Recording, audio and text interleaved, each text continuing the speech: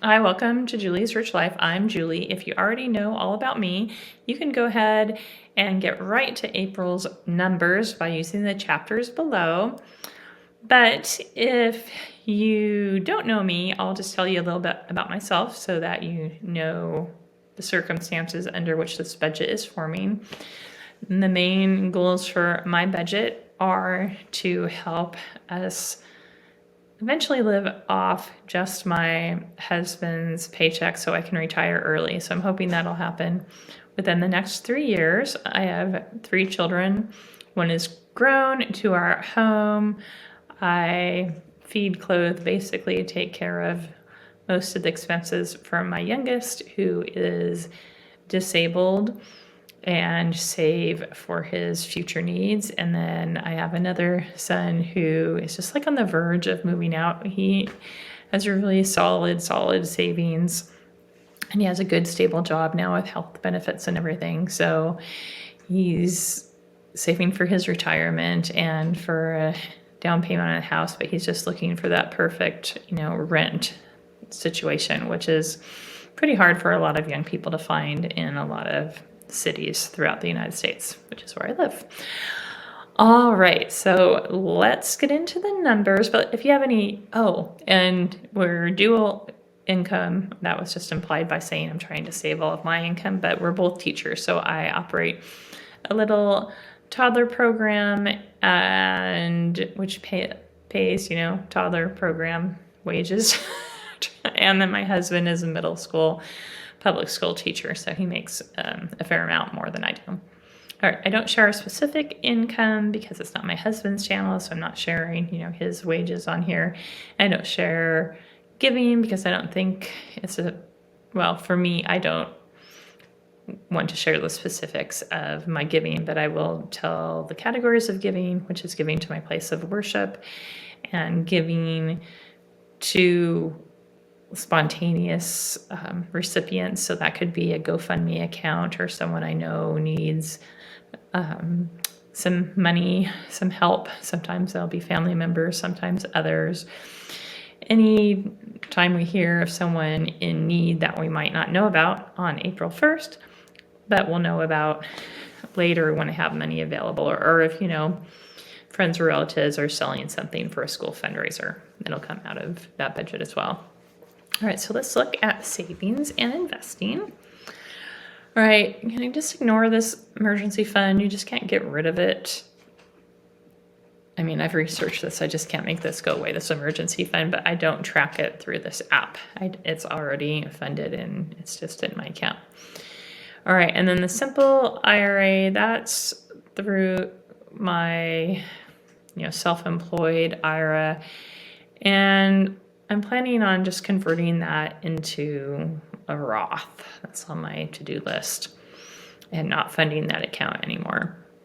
And then my educational fund is to save money for my granddaughter. I have one grandchild, and it's in a fund where she could use it for K through 12 or through college. And that's just every month. I treat that like a bill. She just is always going to get 166. Maybe it'll go up once other goals are met. We'll see.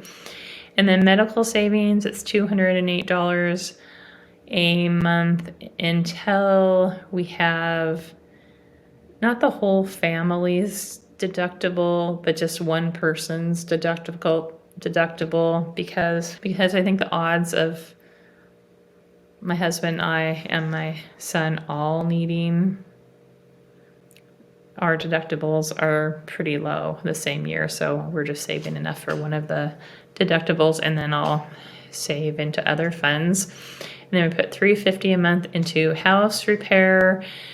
We've just done like major repair, like painting the whole house and getting in a new roof. So I don't anticipate, unless we have a big plumbing issue, that we'll have to tap into that, but that can also be used just for repairs. Like we're thinking of, we will be doing new floors in both our bathrooms because they're just gouged and in pretty bad shape. And then car emergency, that could be for repairs, but whatever we don't spend on repairs, it'll just keep accumulating, and that'll be towards our next car. Get busy living, get busy Dying account is for fun money that we can't fit into our monthly budget. So we just put that aside in case we want like expensive tickets to something or a weekend away. Then we use money from that account. Get busy living or get busy dying account. Right, then we're also saving first for a upgrade for a fishing boat for my husband. So I'll just have a little bit of, not a cabin exactly, but a little bit of a cover so I can get out of the rain because it rains a lot of the year where we live. And then once we're done, and I've bought that boat, and he'll sell the boat he has now, so it'll be the difference in price. Once that happens, we'll start saving for our trip of a lifetime to Asia, which I'd like to do in the next couple years while I'm still fairly comfortable sitting on an airplane for long hours. I don't enjoy it now, and I don't imagine I'll enjoy it much in the future. So I want to get that done while I'm younger rather than older.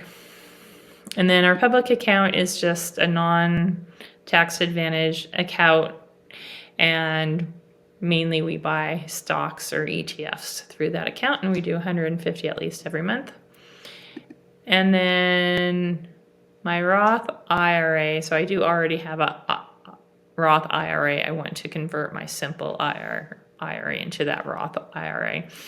And so plan for that is 271 this month. I do 150 a month or more, depending on where we're feeling money should go for our goals.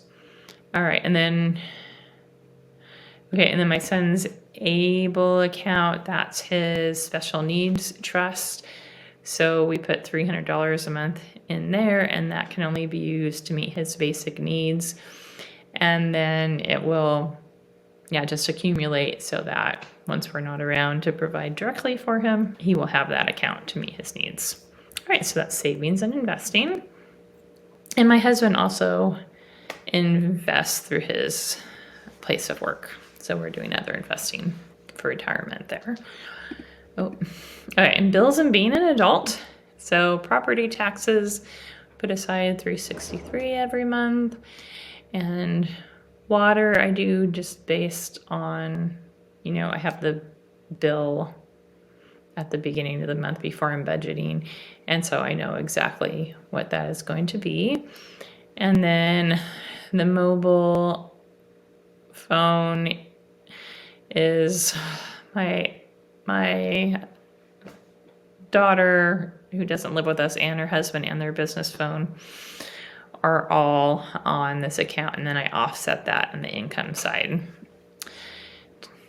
to pay for that. And then garbage, landline, boring internet, and then home equity loan. That's a little more than the minimum this month that I'm putting in, but not too much more. And then auto and gas and oil, we already spent some on gas. Some months is pretty low. It just basically depends on whether we leave town, because I drive the vehicle that takes gas, but I work from home. And then on the weekends, I drive the little Nissan Leaf electric car, and my husband drives the Nissan Leaf electric car to and from work. So our gas bill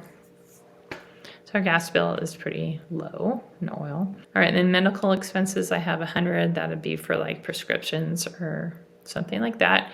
And then groceries, I did up this month from last month because we're just always overspending it, and things are just going up. So I raised that. And then auto insurance, we already paid for the month, so I guess I rounded up on that.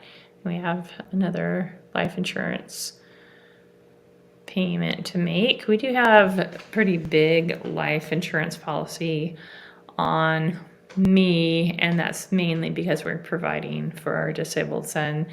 So that way, if we both die, we'll have a good amount for him. And then, I guess just if I die, when I die.